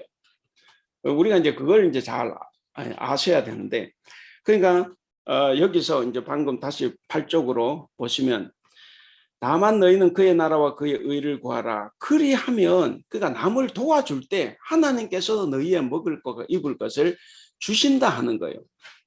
그러니까 너희는 남에게 도와주지도 않으면서 나에게만 도와달라고 하냐 이거죠. 그러니까 그 뭐 끈질게 기도하든 쉬지 말고 기도하든 한 번 기도하든 기도하는 것이 이루어지려면 전제 조건은 뭐냐? 바로 하나님의 뜻을 먼저 우리가 이루어 드리는 거예요. 그리고 여기처럼 우리가 먼저 그 남을 도와주는 그런 삶, 이것을 우리가 살 때 하나님께서 들어주신다. 그래서 혹시 여러분들이 기도가 잘 이루어지지 않는다, 이제 그렇게 되면 하나님께 문제를 찾지 말고 나에게 문제가 있을 거다 생각은 나를 돌아봐야 되죠. 근데 그렇게 돌아보실 때 그냥 백발백중 내가 이웃을 위해서 조금 더 따뜻하게, 조금 꼭 물질로만이 아니라 꼭 내 마음을 전해야 되는 곳이 사람이 있으면 정말 찾아가서 손 한 번만 잡아줘도, 정말 어깨 한 번 토닥여줘도 마음을 담아서, 그게 이제 위로하고 정말 큰 도움이 되지 않습니까? 우리가 이제 그런 삶을 살 때 하나님께서 우리의 기도도 들어주신다는 거예요. 그래서 나도 남을 도와야만이 하나님께서 우리를 돕는다는 거예요. 이게 이제 우리가 이제 성경 이제 율법이나 이런 걸 쭉 보고 하면, 이제 예수님 이 산상수 이런 걸 쭉 보면 우리가 그걸 분명히 아는데, 전에도 말씀드렸듯이 교회에서 이 성경을 성경대로 배우지 않고 자꾸 교리적으로 가르쳐 놨기 때문에 우리가 이걸 잘 몰라요. 항상 교리적으로 예수님을 마음으로 믿고 입으로 시인하면, 그러면 이제 구원받는다 그래서 우리는 그것만 열심히 이제 하는 거죠. 근데 그거 분명히 맞는 이야기예요. 맞는 이야기인데 조금 부족한 이야기입니다. 그래서 이제 그런 것들을 우리가 생각을 해 보셔야 됩니다. 다시 8쪽을 보시면, 만일 우리가 하나님 뜻과 하나님 나라에 걸맞지 않는 것을 청하면 하나님께서는 우리의 간청을 물리치실 것이다. 야고보 4장 3절 같이 읽어볼까요? 시작. 구하여도 얻지 못하는 것은 자기가 쾌락을 누리는 데 쓰려고 잘못 구하기 때문이다. 쾌락, 뭐 크게 생각할 것 없습니다. 자기 목적을 위해서 쓰는 거예요. 자기를 위해서 쓰는 거예요. 그래서 구하는데 그저 내 좋자고, 그저 우리 가족, 뭐 나의 어떤 삶이 더 평안하고 이제 이런 것을 구하기 때문에 아니라는 거죠. 그러니까 이것도 역시 마찬가지입니다. 하나님께서 그렇다고 해서 나의 안전과 이거 기도하지 말란 건 아니죠. 그게 아니라 우리가 정말 나의 쾌락이 아니라 위의 말씀처럼 남을 위해서 희생하고 도와주고 살면 하나님께서 나의 쾌락은 어련히 알아서 들어주신다는 거죠. 그런 거는 내가 그렇게 살면 기도하지 않아도 하나님께서 내 부분을 채워주신다는 거예요. 그래서 기도는 우리가 성경적으로 기도는 이웃을 위해서, 남을 위해서 하는 거죠. 그리고 나를 위해서 기도할 때는 내가 하나님 뜻대로 살아갈 수 있도록 내 욕심, 내 이기심, 나 안에 있는 어떤 것들을, 내 자아를 죽이고 하나님 뜻대로 살 수 있도록 그렇게 기도하는 거죠. 그게 이제 기도고, 그렇게 하면 나의 쾌락, 나의 안전 이런 것도 하나님께서 당연히 들어주신다 하는 겁니다.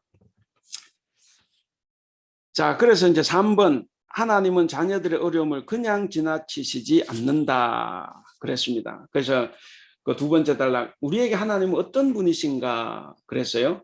하나님 우리에게 어떤 분이신가. 우리의 억울함을, 어려움을 풀어달라고 간구하는 우리의 기도에 모른 채 하시며, 우리가 간청하고 강청하면 그제야 들은 척 하시면서 관심을 가지는 분이신가. 아니다 하는 겁니다. 우리들의 아픔과 괴로움을 미리부터 아시고 우리들의 작은 아픔까지도 그냥 지나치지 않는 분이시다. 이 세상 재판장은 그냥 지나칠지 모르지만 하나님은 그렇지 않다는데, 그럼에도 불구하고 예로 들었던 아들과 아버지의 경우처럼 하나님 아버지는 이미 기도를 듣고 응답해 주시는데, 근데 때를 쓰고 있는 거예요.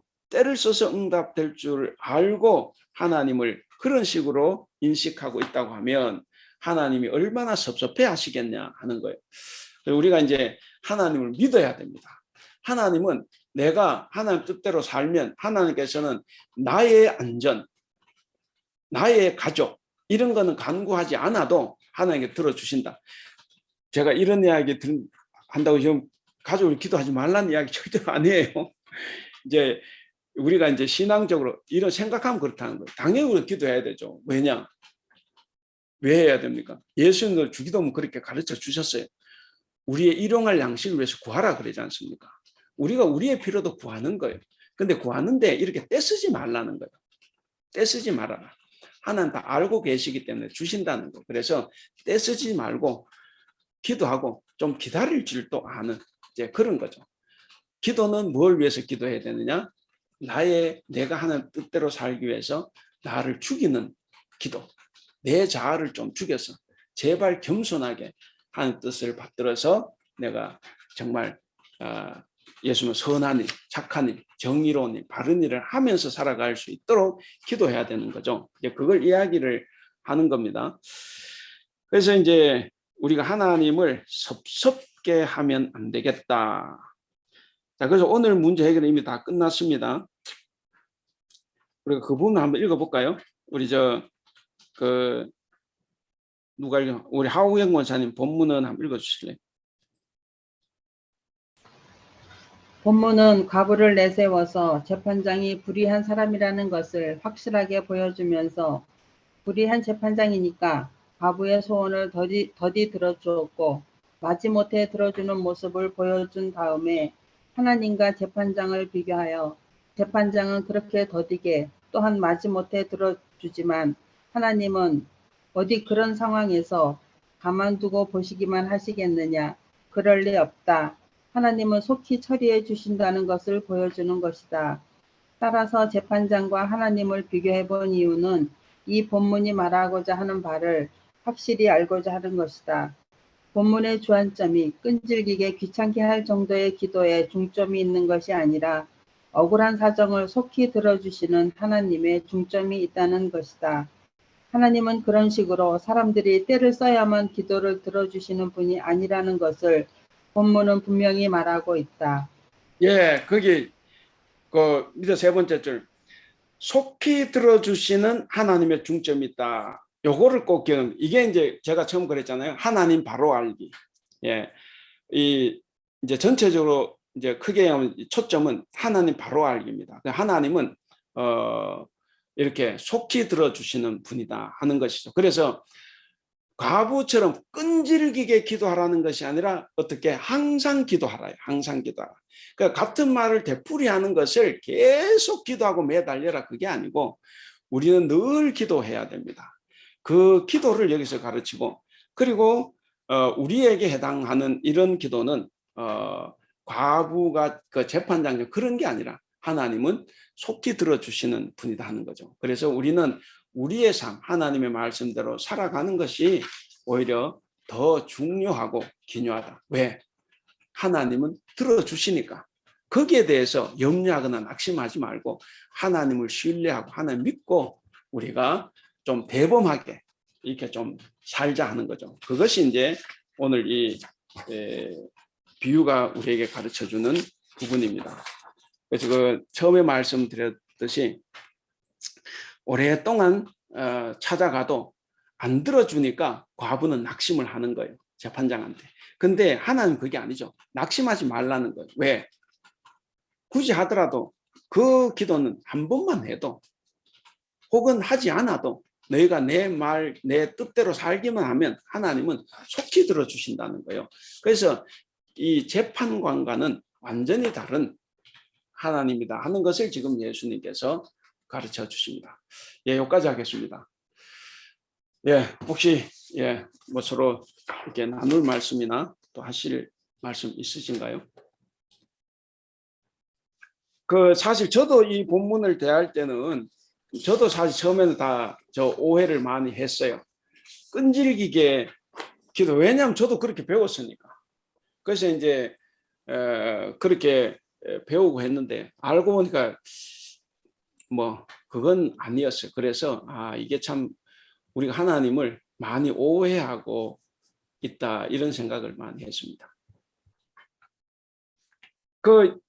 전에는 어떻게 알았어요, 이 본문?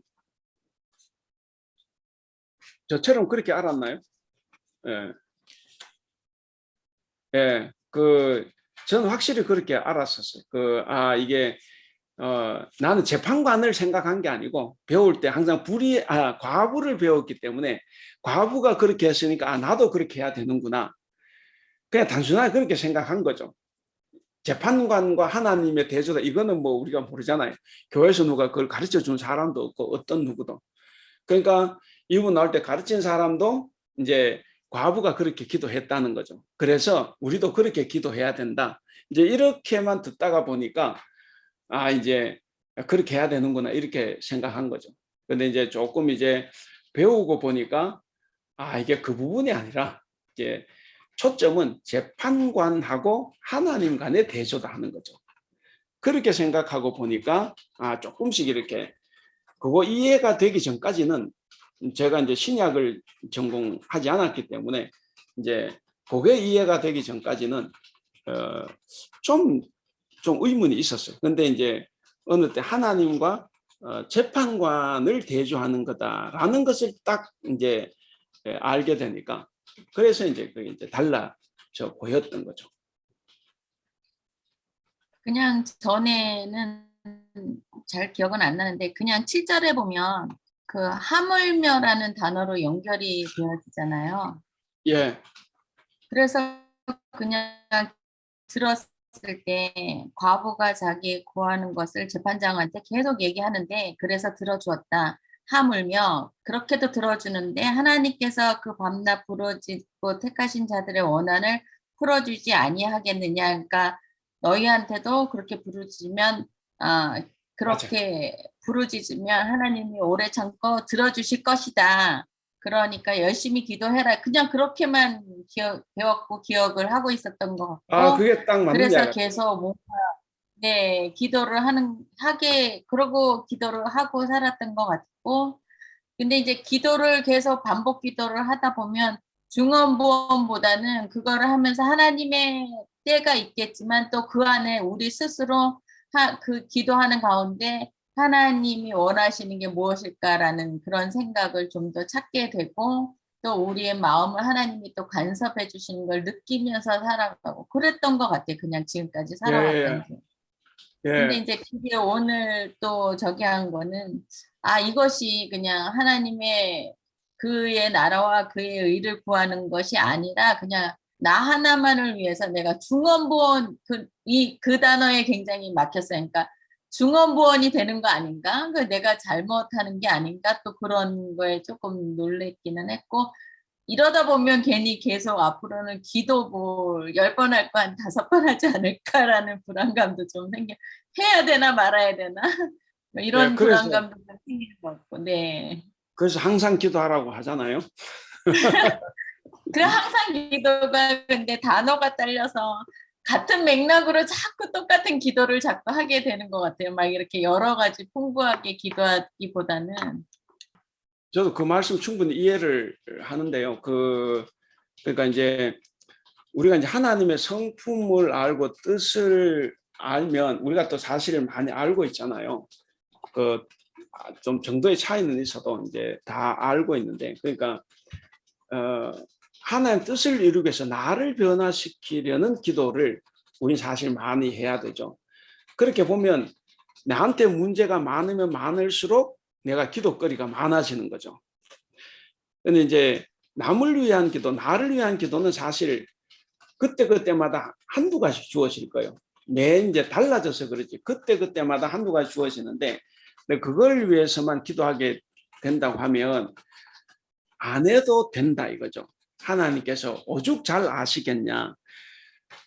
아까 말씀드린 그렇다고 해서 그걸 전혀 하지 말라 그게 아니고 하되 하나님을 신뢰하고 감사함으로 기도를 하고 대신에 나의 성품 변화, 하나님 뜻을 잘 실천하고 그래서 제가 전에 그리스도인은 두 가지가 있어요. 빛의 사명, 소금의 사명. 이건 둘이가 서로 다르죠.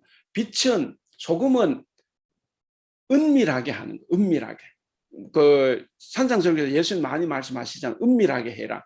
오른손에 하는 거 왼손이 모르게 해라. 은밀하게 하는. 그러니까 소금의 역할은 은밀하게 하는 거. 물속에 들어가서 걔가 물속에 있는지 없는지도 모르는데 변화시키는 거예요. 근데 빛은 또 달라요. 빛은 뭐냐면 드러내라 하는 거예요. 드러내라. 빛은 어디에 둡니까? 등경 위에 둔다. 그래서 등경 위에서 다 비추는 거예요. 그러니까 우리의 역할은 또 비추는 역할이 있어야 돼요. 그러면 어떤 것은 내가 은밀하게 하지만 어떤 것은 내가 드러내. 우리의 착한 행실은 남이 볼 수 있어야 됩니다. 은밀하게도 하지만 또 볼 수 있어야 돼. 그래야 사람들이 저 사람 그리스도인은 저렇게 살아가는구나. 근데 중요한 게 뭐냐면 이건 권사님이잖아요.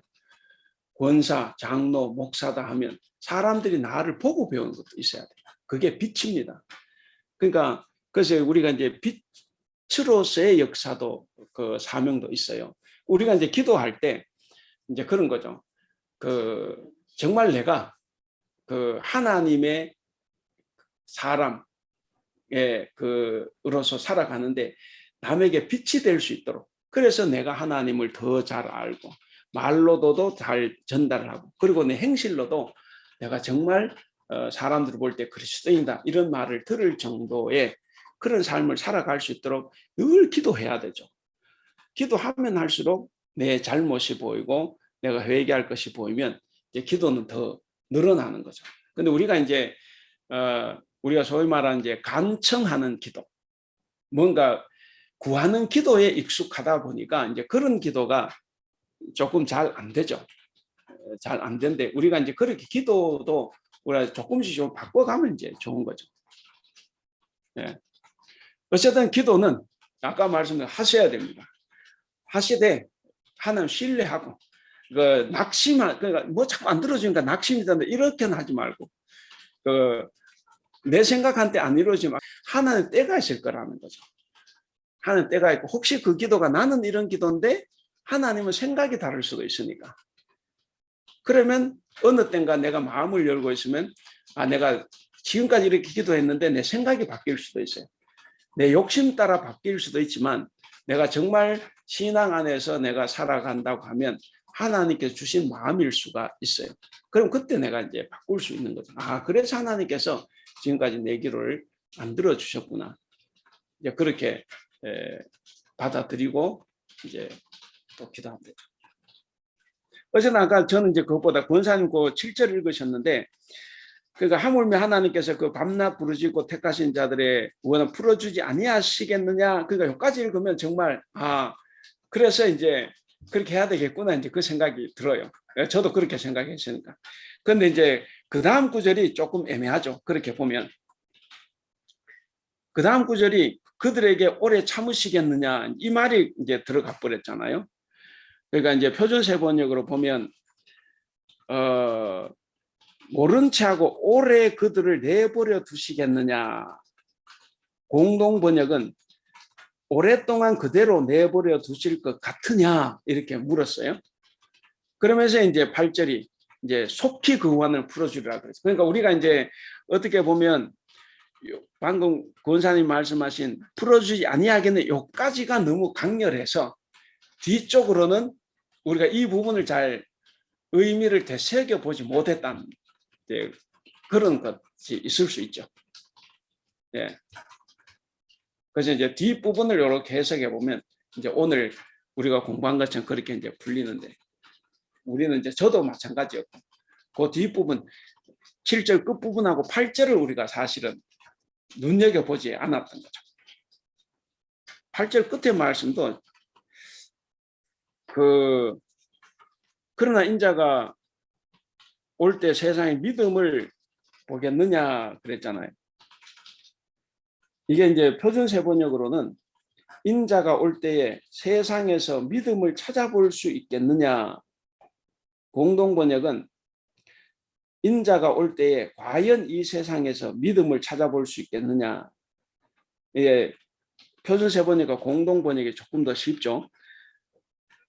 그러니까 세상에서 믿음을 찾아볼 수 있겠느냐. 근데 그러니까 이런 믿음을 찾아볼 수 있겠느냐 그랬으니까 사람들이 상당히 많이 이런 부분에서 오해를 하고 있으니까 아마 이런 것을 좀 찾기가 힘든 게 아닌가. 이제 예수님께서 그렇게, 사실은 예수님의 말씀이 아니고 이건 이제 학자들은 누가가 첨가한 말이라고 봐요. 누가가 첨가한 말이라고 보는데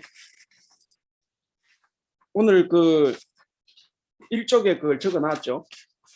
1쪽에 보시면 이제 누가의 첨가 그 4번 그러나 인자가 올 때 세상에서 믿음을 보겠느냐 하시니라. 거기 보면은 재림 지연으로 많은 기독교인들이 낙심하여 재림을 위해 기도하지 않는 상황에서 누가는 이 비유로서 항상 기도하고 낭망치 말아야 할 것을 교훈하고 있다. 따라서 제자들은 시련의 시기에서도 믿음을 포기하지 말고 끝까지 기도하며 인내해야 한다. 예, 재림죠. 그 재림이 예수님 재림하실 때까지 기도를 쉬지 말고 하라는 그런 이야기죠. 어쨌든 이건 누가의 첨가, 누가가 이제 첨가한 부분으로 그 이제 여기서 이제 그러니까 왜 저 이야기를 했잖아요. 제가 성경이 그러니까 이제 신약 같으면 예수님께서 원래 말씀하셨을 때 어떤 상황에서 말씀하셨느냐 이제 그게 굉장히 중요하죠. 근데 복음서 이 기자들이 쓸 때는 예수님이 무슨 상황에서 말씀했냐 이것보다는 자기들 상황에서 예수님 말씀을 가지고 오는 거예요. 그래서 복음서가 3개가 있는 거죠. 다시 말씀드리면 원래 예수님이 이 비유를 말씀하셨을 때 의도가 있고, 근데 이 말씀을 이제 가지고 온, 예를 들어서 이건 이제 누가복음에만 나오는 거, 근데 이 각자 복음서 마태, 마가, 누가, 요한이 가지고 올 때는 또 자기 상황에 맞게, 자기 교회에 맞게 그 말씀을 인용을 하는 거예요. 그러니까 예수님 의도가 있고 그 다음에 여기가 또 누가의 의도가 있는 거예요. 이제 그게 성경이 항상 중요합니다. 그러니까 이 원래 의도하고 쓰여질 때 의도가 좀 달라요. 만약에 예수님의 의도만 적는다. 예수님의 전기, 우리가 보통 전기라 그러잖아요. 예수님의 전기 혹은 예수 의도만 적는다고 하면 복음서 하나만 필요해요. 다른 거 필요가 없죠. 근데 복음서가 4개가 있다는 것은 뭐냐면 각자 자기 상황에서 예수의 말씀을 가지고 오는 거예요. 오늘날 설교자는 어떻게 설교합니까? 본문을 읽고 오늘 우리 상황에 맞게 그걸 해석을 하잖아요. 그것처럼 똑같은 거예요. 옛날에 복음서 저자들이 예수님의 말씀을, 예수님 행적을 전기적으로 기록하려고 한 게 아니에요. 거기에는 관심이 없어요. 왜냐? 그때는 이 사람들이 2000년 뒤를 생각했으면 그걸 썼을지 모르지만 그때는 다 알고 있는 상황이고, 다만 마태는 마태 앞에 있는 유대인들, 마가는 마가 앞에서 지금 잡히면 죽는 핍박받고 있는 그리스도인들에게 전해야 되고, 누가는 부자들에게 뭔가 이 가난한 자를 도와주라는 그 입장에서 이 말씀을 적어야 그 말 사용해야 되니까, 그래서 각자 자기에게 맞게 그 말씀을 가지고 오는 거예요. 그래서 의도가 서로 달라요. 그래서 이제 신약학자들은 연구가 그거죠. 본문도 중요한데 이제 본문은 그러니까 성서학자들에게 제일 중요한 건 성경 본문입니다. 뭘 연구하는 것도 이 본문을 해석하기 위해서 이제 연구를 한대. 그러니까 본문을 해석하기 위해서 예수님의 원래 의도를 찾아내려고 하는 거예요. 도대체 예수님은 뭘 말씀하시기 위해서 이 말씀을 하셨을까, 이 비유를 들었을까 이거죠. 이건 성경에 안 나오니까. 성경에는 요 누가의 의도만 나오지 않습니까? 그러니까 누가가 첨가하는 말도 있고. 그러니까 그런 거기 때문에, 그래서 이제 예수님의 의도는 그러면 뭘까 이런 거예요. 그 이제 보면 예수님의 의도는 뭐냐면 그 제가 한번 읽어볼게요. 예수님은 본래 이 비유를 무슨 목적으로 가르치려고 하셨을까? 많은 비유 해석가들은 이 비유가 본래는 얼마나 더를 가르치기 위한 것이었다고 말한다. 즉 예수님은 그의 청중들로 하여금 재판관에게 관심을 집중하면서, 그렇죠? 예, 재판장에게 관심을 집중시키면서 재판관에게서 얻은 결론을 하나님께로 돌리게 했다. 이 경우 비유의 요점은 뭐냐 이겁니다. 과부의 부르짖음에 귀를 기울이지 않던 비정한 재판관도 과부의 계속된 간청에서 벗어나기 위해 비록 처음에는 오랫동안 주저했으나 결국 곤궁에 처한 여인의 청을 들어주었다. 그렇다면 너희의 하나님은 구하는 자들을 얼마나 더 잘 도와주시겠느냐, 그렇죠? 얼마나 더 잘 도와주시겠느냐 하는 것을 가르치기 위한 것이라고 한다. 따라서 예수님의 삶의 자리에서 이 비유의 명칭은 불의한 재판관의 비유. 그러니까 이제 우리가 이제 이건 이제 우리 쉽게 이해할 수 있습니다. 그러니까 그렇다면 불의한 재판관도 그랬다고 하면 너희의 하나님은 구하는 자를 얼마나 더 잘 들어주시겠느냐.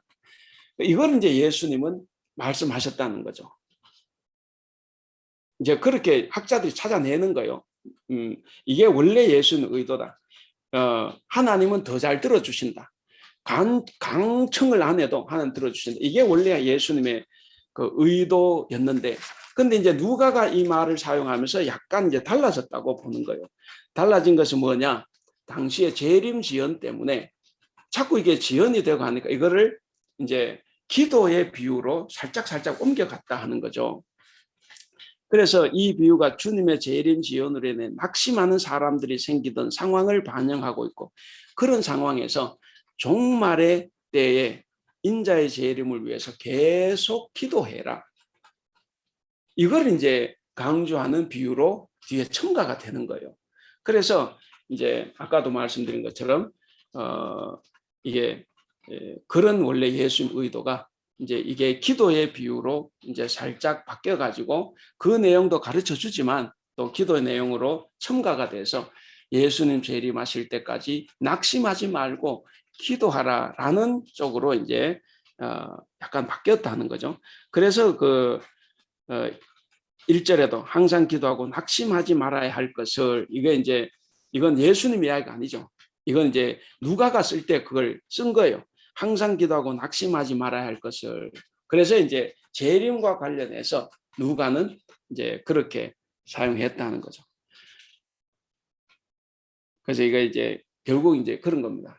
이 누가는 종말 비유로 이거를 사용했다 하는 거죠. 그래서 이 비유의 중심 인물은 재판관의 무관심과 거절에도 불구하고 끊임없이 간청하는 과부에게 있다 하는 거예요. 아까 예수님 의도는 재판장에게 있었어요. 그래서 재판장에 있었기 때문에 하나님은 재판장과는 다르다. 그래서 재판장에 가서 막 매달려야 되지만 하나님은 그렇게 하지 않아도 들어주신다. 여기에 초점이 있었는데 누가는 이게 종말 비유로 이제 바꾸면서 이 초점을 과부에게다 두는 거라는 거죠. 그래서 과부에게 둬서 과부처럼 과부가 그렇게 기도했듯이 너희들도 이제 그렇게 기도하, 살짝 이제 그렇게 바뀌었다는 건데 한번 읽어보면, 비유의 강조점은 위의 중심 인물은 재판장의 무관심과 거절에도 불구하고 끊임없이 간청하는 과부다. 그리고 비유의 강조점은 밤낮 부르짖는 이 과부처럼 인자가 오실 때까지 항상 기도하고 낙심하지 말아야 한다는 데 있다. 따라서 누가의 삶의 자리, 신약에서 삶의 자리가 굉장히 중요한 단어인데, 삶의 자리에 적합한 이 비유의 명칭을 부르짖는 과부의 비유, 예수님 의도에 맞추면 불의한 재판관의 비유인데 이제 누가의 의도에서는 부르짖는 과부의 비유, 이것이 이제 더 맞는 거다 하는 거죠. 예, 그러니까 우리는 이제 그 두 가지를 다 우리는 알면 좋은 거예요. 예, 그 아까 말씀드린 이게 다 의도들이 다 서로 다르기 때문에, 그래서 이제 그렇게 생각해 보시면 공부할 때 또 뭐 우리가 이제 처음 이런 걸 접하면 뭐 예수님 의도도 다 됐지 이렇게 하지만 이제 그게 아니고 이제 성경 쓴 사람들의 또 의도, 오늘날 목사가 설교할 때 우리 상황에 맞게 우리 교회에 맞게 설교하는 것처럼 이분들도 마찬가지예요. 성경을 쓴 사람들도 자기 상황에 맞게 이렇게 그거를 사용을 하는 거죠. 그 저도 말씀드린 성경은 계속 해석이 돼요. 제가 지난번 십계명 이야기도 했잖아요. 십계명 이야기도 출애굽기 십계명하고 같은 십계명이 신명기가 완전히 달라요. 완전히 다른 게 아니라 어떤 게 4계명은 완전히 다르고, 그리고 마지막 십계명이 또 다르고, 사실 이게 다른 것 같아도 안식일을 거룩하게 지켜 행하라, 어디에는 안식일을 지켜 거룩하게 하라, 이 말도 우리는 그냥 차이 없이 읽을 수 있지만 거기에도 다 차이점들이 있어요. 이게 이제 그 계속 해석을 하는 거예요. 그러다가 결국 예수님도 해석을 하잖아요. 그 산상설교 7가지 그 반대 명제가 나오죠. 그런 것도 예수님께 십계명을 다시 해석을 하는 거예요. 그래서 성경은 성경 안에서도 계속 재해석이 되고 오늘날도 하나님의 사랑이라는 관점에서 우리가 재해석을 해야 돼요. 문자대로 우리가 할 수 있는 것은 아니다. 그런 거죠. 예, 우리 그럼 일단 기도하고 마치겠습니다. 기도하겠습니다. 사랑이 많으신 우리 하나님 아버지 은혜를 감사합니다. 이번 전반기 동안 주님께서 지켜주셔서 화요일 성경 공부를 아무 탈 없이 지금까지 진행하게 하시고 하나님 이 공부 속에서 우리가 하나님을 조금 더 알고 조금 더 느끼고 하나님의 마음을 품고 살아가는 귀한 계기가 될 수 있었던 시간이 되었음을 하나님 고백합니다. 하나님 우리에게 지혜를 허락하여 주셔서 주님 말씀을 읽고 실천할 때 늘 하나님은 사랑이시다라는 관점으로 볼 수 있도록 도와주시옵소서. 그래서 성경을 통해서 누구를 정죄하고 누구를 비난하고 누구를 판단하는 것이 아니라 오히려 이 말씀을 통해서 원수까지도 품을 수 있고 죄인까지도 품을 수 있는 우리들이 될 수 있도록 주님 도와주시옵소서. 오늘 말씀을 통해서 우리가 다시 한번 깨달았습니다. 하나님께서는 우리의 모든 것을 다 아시고 우리의 마음을 살피시는 분이십니다. 그래서 우리가 간구하지 않아도 들어주시는 분이심을 다시 한번 깨닫고 감사하며 우리가 주님을 신뢰하는 마음으로 살아갈 수 있도록 도와주시옵소서. 오늘까지 함께해 주신 것을 감사하며 우리 주님 예수님의 이름으로 기도하옵나이다. 아멘. 감사합니다. 네, 수고하셨습니다. 수고하셨습니다.